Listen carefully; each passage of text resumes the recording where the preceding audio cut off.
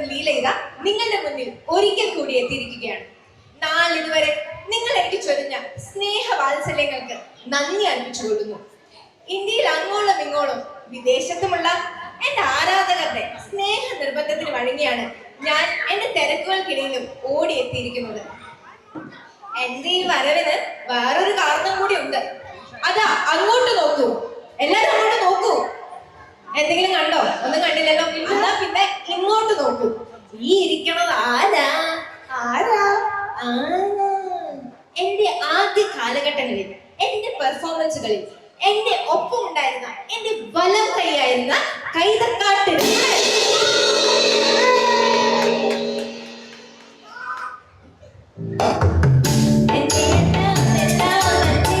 എന്റെ കൈതക്കാട്ട് രമണനല്ലേ, എന്റെ പാട്ടിന്റെ വാക്കുകൾ വീണ പറഞ്ഞവനല്ലേ, ഇവനല്ലേ ഞാൻ പപ്പ വച്ചപ്പോൾ ആ ഗ്യാപ്പിൽ പാട്ടിട്ടവനല്ലേ, ഇവനല്ലേ. ഈ കൈതക്കാട്ട് രമണനാണ് നമ്മളുടെ സ്വന്തം കഥാനായകൻ. ഈ കൈതക്കാട്ട് രമണൻ എന്നുള്ളത് ഇവന്റെ വിളിപ്പേരാണ് കേട്ടോ. ഇവന്റെ ശരിക്കുള്ള ഊരും പേരും ഒക്കെ അറിയണമെങ്കിൽ നമ്മൾ കുറച്ച് വർഷങ്ങൾ പുറകിലേക്ക് പോണം. ഈ കഥ ആരംഭിക്കുന്നത് കടുത്തുരുത്തിയിലെ ഒരു ചെറിയ ഗ്രാമത്തിലാണ്. അവിടെ ജോണിക്കുട്ടിയുടെയും സാലിപ്പെണ്ണിന്റെയും ശാന്തസുന്ദരമായ വീട്. വിവാഹശേഷം ഇരുവരും സന്തോഷത്തോടെ കഴിഞ്ഞിരുന്ന കാലം. ഒരു ദിവസം രാവിലെ സാലിക്കുട്ടിക്കൊരു മനംപുരട്ട്. എന്താ കാര്യം? ആദ്യത്തെ കൺമണി ആടായിരിക്കണം, ആരുമേ കണ്ടാൽ കൊതിക്കണം, അവൻ അച്ഛനെ പോലെ ഇരിക്കണം. അതെ, ജോണിക്കുട്ടിയുടെയും സാലിപ്പെണ്ണിന്റെയും ആദ്യത്തെ കൺമണി ലിജോ കുട്ടൻ ജനിച്ചിരിക്കുകയാണ്. അവരുടെ ജീവിതം ഇതുവരെ അനുഭവിക്കാത്ത ഒരു പുത്തൻ ഘട്ടത്തിലേക്ക് കടന്നു. പാൽ മണവും കുറുക്കും കുറുകലുകളും, മൂത്രമണവും അപ്പിയും, പിന്നെ ഉറക്കമില്ലായ്മയും. അങ്ങനെ അവരുടെ ജീവിതം മാറി മറിഞ്ഞു. അങ്ങനെ 3 വർഷങ്ങൾ കഴിഞ്ഞത് ആരും അറിഞ്ഞില്ല. മുറ്റമടിച്ചുകൊണ്ടിരുന്ന സാലിക്കുട്ടിക്ക് വീണ്ടും ഛർദി. പിന്നത്തെ കൺമണി പെണ്ണായിരിക്കണം, അമ്മയെ പോലെ ചിരിക്കണം, മുഖം അമ്പിളി പോലെ തിരിക്കണം. എരിതീയിൽ എണ്ണ പോലെ, കുഷ്ഠത്തിന്റെ ചോറി പോലെ. ഒരു മകൾ, നമ്മുടെ സ്വന്തം ലിൻസുക്കുട്ടി. കാലചക്രം വീണ്ടും കറങ്ങി. മുറ്റത്തെ ഉണ്ണികൾ സ്കൂൾ കുട്ടികളായി. പെട്ടെന്നുള്ള തന്റെ അച്ഛന്റെ വിയോഗത്തിൽ സങ്കടപ്പെട്ടിരുന്ന ജോണിക്കുട്ടി ആ മുറ്റത്തെ മാവിലേക്ക് വലിഞ്ഞു കയറി. എന്താ കാര്യം? ചാഞ്ഞു നിൽക്കണ പൂത്ത മാവിന്റെ കൊമ്പത്തെ ചില്ലയിൽ കയറിയത് പൂർണ്ണ തിങ്കളെ കാണാനല്ല, പൂ പറിക്കാനല്ല. സാലിപ്പെണ്ണിന് വീണ്ടും ഒരു മനം പുരട്ടലും ഛർദിയുമാ. ഞാനു നിൽക്കണ മാവിന്റെ കൊമ്പത്തെ മാങ്ങ പറിക്കാൻ, നല്ലൊരു പച്ച മാങ്ങ പറിക്കാൻ. അതേ, നമ്മുടെ സാലിക്കുട്ടിക്ക് വീണ്ടും വിശേഷം. ഇത്തവണ സന്തോഷം കൊണ്ട് തുള്ളിച്ചാടിയത് നമ്മളുടെ സ്വന്തം ലിജോ കുട്ടനും ലിൻസ് കുട്ടിയുമായിരുന്നു. അതുകൊണ്ട് എന്താ, തങ്ങളുടെ കളിക്കൂട്ടുകാരനായി ഒരു കുഞ്ഞനുജൻ എത്തുന്നതിന്റെ സന്തോഷം. ഇത്രയും നാൾ അങ്ങോട്ടും ഇങ്ങോട്ടും പിച്ചി മാന്തി അവര് ബോറടിച്ചു. അപ്പൊ എന്താ, ഒരു പുതിയ ഒരു വെറൈറ്റി ഐറ്റം എത്തുന്നതിന്റെ സന്തോഷമായിരുന്നു അവർക്ക്. അങ്ങനെ 1997 കൊല്ലവർഷം നമ്മുടെ കഥാനായകൻ തുമ്മിക്കുട്ടി ജനിച്ചു.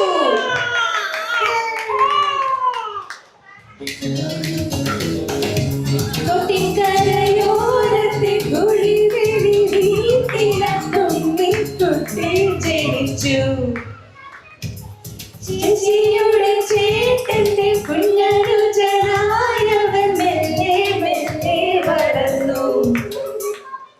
ലിജോ കുട്ടന്റെയും ലിൻസു കുട്ടിയുടെയും പ്രതീക്ഷകൾക്ക് വിപരീതമായി അവരുടെ പിന്നാലെ വരുന്നവൻ അവരെക്കാളും ഭയങ്കരൻ എന്ന തിരുവഴുത്ത് നിറവേറ്റാനായി കന്നിയിലെ പാറ്റ പോലെ പാഷാണത്തിലെ കൃമി പോലെ തൊമ്മിക്കുട്ടി വളർന്നു വന്നു.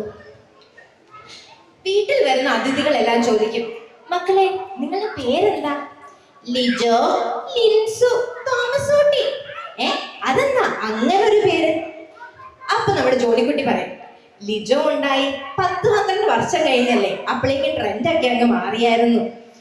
തോമസൂട്ടി, പിന്നൊരു കാര്യം, തോമസൂട്ടി എന്ന് പേര് കേൾക്കുമ്പോ എല്ലാവർക്കും പറയാൻ ഒരേ ഒരു കാര്യം ഉണ്ടായിരുന്നുള്ളൂ,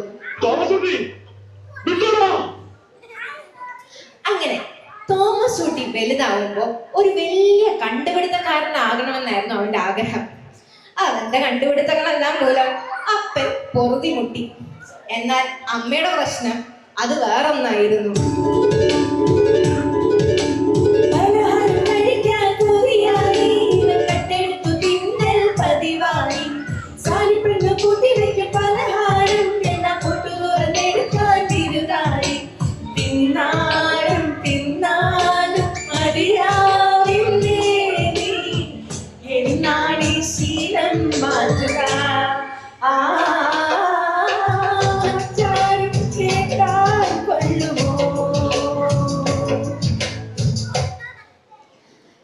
കാര്യം അവൻ കട്ടതീറ്റയിൽ ഒരിച്ചിരി കേമനായിരുന്നെങ്കിലും നമ്മുടെ തോമസൂട്ടി നല്ലൊരു പാട്ടുകാരനായിരുന്നു. അവനവന്റെ 3ാമത്തെ വയസ്സിൽ അരങ്ങേറ്റമൊക്കെ കഴിഞ്ഞതാ. ഏത് പാട്ടാണെന്ന് അറിയാമോ?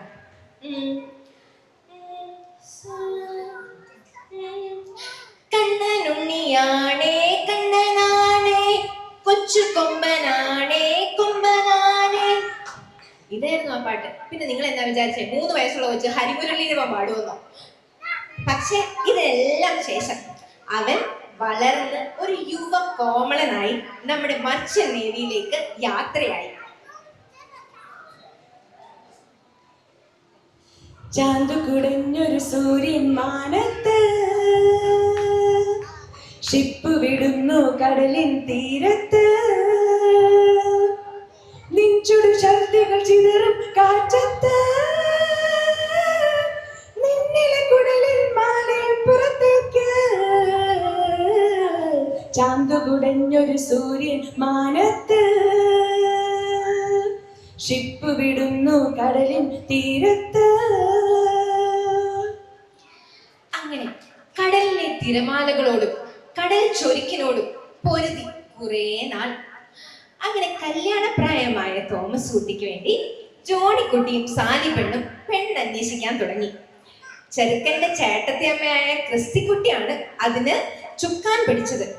അപ്പോഴാണ് സാലിക്കുട്ടി ഓർത്തത്, പണ്ട് ലിൻസുക്കുട്ടിയുടെയും ചാക്കപ്പന്റെയും കല്യാണത്തിന് വേണ്ടി ചുക്കാൻ പിടിച്ചത് നമ്മുടെ സ്വന്തം ക്ലാര ലീല അസോസിയേറ്റ്സ് ആയിരുന്നല്ലോ. എന്നാൽ ഇപ്പോൾ അതിരമ്പുഴയില് പുതിയൊരു പേര് കേട്ട ദല്ലാൽ കമ്പനി വന്നിട്ടുണ്ടത്രേ, മേരി ഷീല അസോസിയേറ്റ്സ്. അവരാരൊക്കെയാണെന്നോ? നമ്മുടെ പണ്ടത്തെ ക്ലാര ലീല അസോസിയേറ്റ്സ് ഇല്ലേ, അതിലെ ലീലമ്മയുടെ കുഞ്ഞനിയത്തിയാണ് നമ്മുടെ കുഞ്ഞു മേരി, കസിൻ ഷീലാമ്മയും. പിന്നെ അവർ ഒന്നും നോക്കിയില്ല, നേരെ മേരി ഷീല അസോസിയേറ്റ്സിൽ പോയിട്ട് പേര് രജിസ്റ്റർ ചെയ്തു. അവരോട് ചോദിച്ചപ്പോ അവർക്ക് പറയാനുള്ളത് ഒരേ ഒരു പേര്, കുഴപ്പിലെ നവ്യക്കുട്ടി.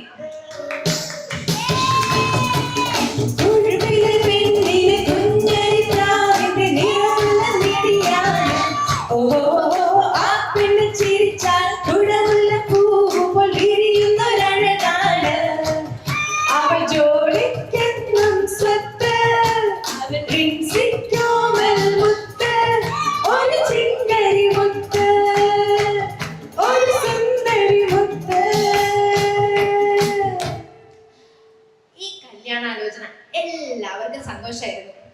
അങ്ങനെ കുഴുപ്പിലെ ജോണിയും കുഴുവേലിയിലെ ജോണിയും 2 ജോണിമാരും കൂടെ ഈ ആലോചനയുമായി മുന്നോട്ടേക്ക് പോകാൻ തീരുമാനിച്ചു. അങ്ങനെ നമ്മുടെ കഥാനായകനും കഥാനായികയും നേരിൽ കാണുന്ന ദിവസം വന്നെത്തി. ആ പെണ്ണു കാണലിൽ എന്തു നൽകുവാൻ ഓടി വന്നതാണവൾ. പെണ്ണു കാണുവാൻ വന്ന ചെക്കൻ കൂട്ടക്ക് ചായ നൽകുവാൻ വെള്ളി വന്നതാണവൾ. കാവറുത്തതും നല്ല ചൂടുപോ പോലെ പങ്കുവയ്ക്കുവാനോടി വന്നതാണവൾ. സ്നേഹകുങ്കുമം തന്റെ നെറ്റിയിൽ തൊടാൻ ചേർന്നൊരാളിനെ നോക്കി വന്നതാണവൾ. കല്യാണമൊക്കെ ഉറപ്പിച്ചു കഴിഞ്ഞ് നമ്മുടെ തുമ്മിക്കുട്ടിക്ക് ചിരി ഭക്തി കൂടിയോ എന്നൊരു സംശയം. കാരിസ് ഭവന്റെ ആ ഒരു പരിസരത്തൊക്കെ വല്ലാതെ അവനെ കാണുന്നതായിട്ട് ആളുകൾ പറയുന്നു. കാരിസ് ഭവനിൽ പോകുന്നു, അതിന്റെ തൊട്ടപ്പുറത്തുള്ള പെട്രോൾ പമ്പിൽ നിന്ന് പെട്രോൾ അടിക്കുന്നു, പിന്നെ കാരിസ് ഭവനിൽ പോകുന്നു. അതെന്നതാന്ന് എനിക്ക് ഇതുവരെ അതിന്റെ ഗുട്ടൻസ് പിടികിട്ടിയിട്ടില്ല. പക്ഷെ എങ്ങനെ ഇരുന്നാലും അവരുടെ വിവാഹ ദിവസം വന്നു ചേർന്നു. അങ്ങനെ ആ വിവാഹ ദിവസം പ്രാർത്ഥിച്ചിറങ്ങവെയാണ് സാലിപ്പെണ്ണ് തന്റെ അമ്മ ഒരു പഴയ കഥ പോലെ പറഞ്ഞു കേട്ട ഒരു സംഭവം പെട്ടെന്ന് ഓർത്തത്. പണ്ട് തന്റെ വല്യപ്പൂപ്പൻ ഒരു മകളെ കുഴുപ്പിലേക്ക് വിവാഹം ചെയ്തു വിട്ടു. ആ അവസരത്തിൽ മുഴങ്ങിയ ഒരു പ്രവചനമാണിത്. ഒരു നൂറ്റാണ്ടിനുള്ളിൽ കുഴുപ്പിലെ ഒരു മകൾ നമ്മളുടെ വരും തലമുറയിലേക്ക് വിവാഹം ചെയ്തു വരും എന്നത്. അങ്ങനെ ആ പ്രവചനം അന്വർത്ഥമാക്കും വിധം നമ്മുടെ നവ്യക്കുട്ടി തുമ്മിക്കുട്ടിയുടെ ജീവിതത്തിലേക്ക് വലതുകാല് വെച്ച് കടന്നു വന്നു. എനിക്ക് ഇഷ്ടകാലം സാലിക്കൊരു മരുമോള്, ജോലിക്കൊരു മകളും കൂടി കുഴുവേലിയിലെ പുതുപ്പെണ്ണ്. ജോലിന്റെ ജീവിത സഖിയ മനം പോലെ മംഗല്യം, മനം പോലെ മംഗല്യം. അങ്ങനെ കല്യാണമൊക്കെ കഴിഞ്ഞ് ഹാപ്പി ആയിട്ട് വീട്ടിലെത്തിയ പുതുപ്പെണ്ണിനോട് നാത്തൂന്റെ ഒരു കമന്റ്, ഞാൻ കുഴിയിൽ നിന്ന് അറ്റ്ലീസ്റ്റ് കുളത്തിലേക്കെങ്കിലും പോയി, നീ കുഴിയിൽ നിന്ന് പിന്നെ കുഴിയിലേക്കാണല്ലോടി കൊച്ചേ. കുഴിയിൽ നിന്നും കുഴിയിലേക്ക് വേലി കഴിഞ്ഞ് പോയി മെല്ലെ നവ്യേ. രണ്ടു കുഴി. അങ്ങനെ രണ്ട് കുഴികളും ഒന്നായി വലിയൊരു കുഴിയായി. ആ കുഴിയില് ഒരു 5-6 കുഴിയാനകളൊക്കെ ആയിട്ട് ദീർഘകാലം സന്തോഷത്തോടെ ജീവിക്കട്ടെ എന്ന് ആശംസിച്ചുകൊണ്ട് സ്നേഹപൂർവ്വം നിങ്ങളുടെ സ്വന്തം വെടിക്കെട്ട്